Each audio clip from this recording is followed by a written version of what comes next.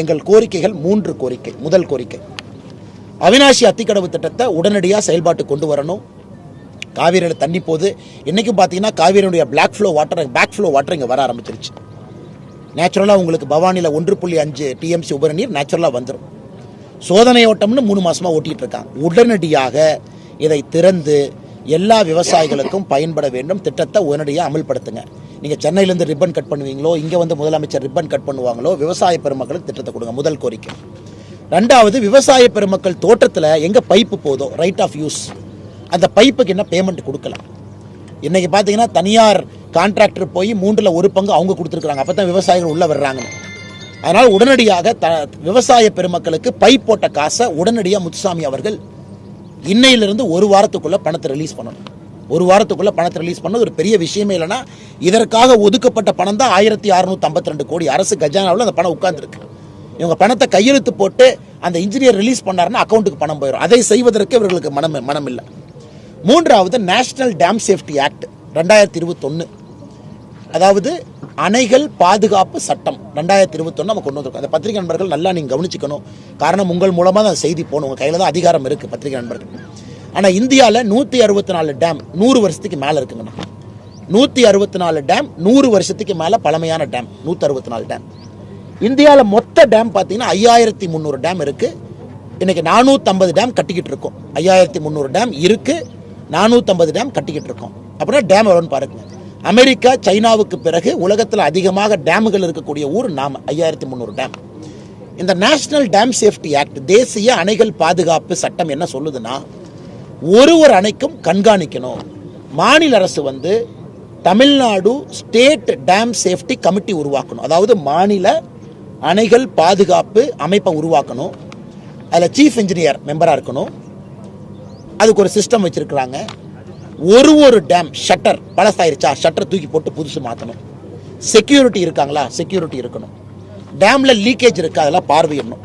இன்னைக்கு தமிழ்நாட்டில் நமக்கு இருக்கக்கூடிய பெரிய பயங்கன்னா, 2022 PAP அணைக்கட்டில் பார்த்தீங்கன்னா ஷட்டர் உடஞ்சி அது வாட்டுக்கு போயிட்டு இருந்துச்சு தண்ணி. அதெல்லாம் நம்ம பார்க்குறோம். அடுத்தது பவானி சாகர், ஆலியாறு, திருமூர்த்தி, அமராவதி அணை, இதனுடைய சட்டர்கள் மாற்றப்படாமல் லீக்கேஜ் ஆகிட்டு இருக்கு. இன்னைக்கு நீங்கள் போய் பார்த்தீங்கன்னா, உத்து பார்த்தீங்கன்னா, நான் சொல்லியிருக்கக்கூடிய பவானி சாகர், ஆலியாறு, திருமூர்த்தி, அமராவதி அணையுடைய சட்டர்களை பார்த்தீங்கன்னா லீக்கேஜ் ஆகுது. சட்டரும் பழைய சட்டம். இந்த நேஷனல் டேம் சேஃப்டி ஆக்டில், தேசிய அணைகள் பாதுகாப்பு சட்டத்தில் நம்ம சொல்லியிருக்கோம். இதை வந்து உடனடியாக ஒரு டேமையும் ஸ்டடி பண்ணுங்க, கண்ட்ரோல் எடுங்க, ஷட்டரை மாற்றுங்க, பாதுகாப்பு அதிகாரிகள் போங்க. நாளைக்கு எதுவும் ஏடாகூடமாக ஆகிவிடக்கூடாது என்பதற்காக இது தமிழ்நாடு அரசு நடைமுறைப்படுத்த வேண்டும் என்பதும் எங்கள் கோரிக்கை. தமிழகத்தில் தேசிய அணைகள் பாதுகாப்பு சட்டத்தை நடைமுறைப்படுத்தணும். நடைமுறைப்படுத்துவதற்கு தயாராக இல்லை. இது வந்து முழுவதும் அதிகாரம் மாநிலத்துக்கு தான் இருக்குது. மத்திய அரசுக்கு அதிகாரமே இல்லை. மாநிலத்தினுடைய டேமை நீங்கள் பார்த்துக்கங்க. இப்போ கர்நாடகாவில் இருக்கக்கூடிய ஒரு காவேரி டேமில் இருக்கக்கூடிய தண்ணி தமிழ்நாட்டுக்கு வருதுன்னா, அந்த மாதிரி இருக்கக்கூடிய டேமை வந்து மத்திய அரசு பாதுகாக்கும். அருமையான சட்டங்கண்ணா. தமிழ்நாட்டுக்கு இது ரொம்ப அருமையான சட்டம். ஒரு டேம் பக்கத்து மாநிலத்தில் இருக்குது, பயனாளி இன்னொரு மாநிலத்தில் இருக்காங்க அப்படின்னா மத்திய அரசினுடைய டேம் சேஃப்டி கமிட்டி பார்த்துக்குவாங்க. ஸோ தமிழ்நாடுக்கு மிக மிக சிறப்பான ஒரு சட்டம் தேசிய அணைகள் பாதுகாப்பு சட்டம். அந்த மாநில அரசு, எங்களுக்கு பயம் வருது, இதே மாதிரி போச்சுன்னா ஷட்டர் உடையும், டேம் அவங்க பாதுகாக்கிறாங்களா? ஏன்னா 2 நாட்களுக்கு முன்பு தான் நாங்கள் சொல்லியிருந்தோம், கட்டப்பட்ட ஒரு சிறிய அணை அடிச்சுட்டு போயிடுச்சு.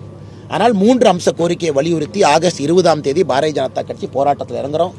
அவினாசி அத்திக்கடவு திட்டத்தை தொடர்ந்து விவசாயிகளுக்கு விடுங்க. 2வது, விவசாய பெருமக்களுக்கு பணத்தை கொடுங்க, பைப் போட்டதுக்கு ரைட் ஆஃப் யூஸ். 3வது, நேஷனல் டேம் சேஃப்டி ஆக்டில் இருக்கக்கூடிய ஸ்டேட் டேம் சேஃப்டி கமிட்டியை உருவாக்கி எல்லா அணைகளையும் பாதுகாப்புங்க. அதனால் விவசாயிகளுக்காக பாரதிய ஜனதா கட்சி களத்தில் இறங்குகின்றோம். அதனால தான் இன்றைக்கி வந்து நாங்கள் கேட்டோம். அதிகாரிகள் பாவம் என்ன சொல்லுவாங்க, உடனடியாக வந்துருங்க ஐயா, 2 மாதத்தில் வந்துருங்க ஐயா. ஏன்னா முதலமைச்சரே 2 மாதம்னு சொல்லி 2 வருஷம் ஆகுது. இன்றைக்கி அதிகாரிகளும் பாவம் கடினமாக அதிகாரிகள் பணியாற்றிருக்காங்க. முதல்ல நம்ம நன்றி சொல்லணும். அவினாசி அத்திக்கடவு திட்டத்திற்கு அதிகாரிகள் மிக மிக கடுமையாக பணியாற்றி இருக்கின்றார்கள். ஆனால் அரசியல்வாதிகள் அவர்களை கைவிட்டு விட்டார்கள். அதனால் அண்ணன் GK நாகராஜன் அவர்கள் தொடர் உண்ணாவிரதம் விவசாயிகளுக்காக 20ஆம் தேதியிலிருந்து இருப்பாங்க. நாங்கள் 20ஆம் தேதி முதல் நாள் உண்ணாவிரதத்தில் நான் இங்கே பங்கேற்க இருக்கின்றேன். அதனால் அதற்கு நிச்சயமாக ஒரு தீர்வு வரும் என்கின்ற நம்பிக்கை எங்களுக்கு இருக்குது. இதை வந்து மாநில அரசு கம்பீரமாக எடுத்துக்கணும். பாரதிய ஜனதா கட்சிக்கு வேறு வழி இல்லை.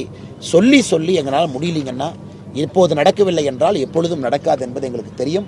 அதனால் இதற்கு பத்திரிகை நண்பர்களும் இந்த பகுதியினுடைய எல்லா விவசாய பெருமக்களும், மிக முக்கியமாக அவினாசி அவினாஷி அத்திக்கடவு திட்டத்தில் ஆரம்ப காலத்தில் போராடிய விவசாய பெருமக்கள் எல்லாம் இங்கே இருக்கிறாங்க. காலவரையற்ற உண்ணாவிரத போராட்ட பெரியோர்கள் இருக்கிறாங்க.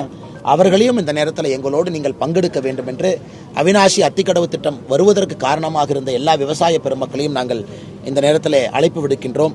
அது மட்டுமல்ல, உங்களுக்கு தெரியும் 2001 அவினாஷி தொகுதியில் அவினாஷி அத்திக்கடவு திட்டம் சார்பாக ஒரு பொது வேட்பாளரை நிறுத்திய பொழுது பாரதிய ஜனதா கட்சி எங்களுடைய வேட்பாளரை விலக்கி கொண்டு அன்னைக்கே நாங்கள் ஆதரவு கொடுத்தோம் என்பதையும் இந்த நேரத்தில் பத்திரிகை நண்பர்களுக்கு நான் இந்த நேரத்தில் ஞாபகப்படுத்துவதற்கு கடமைப்பட்டிருக்கின்றேன்.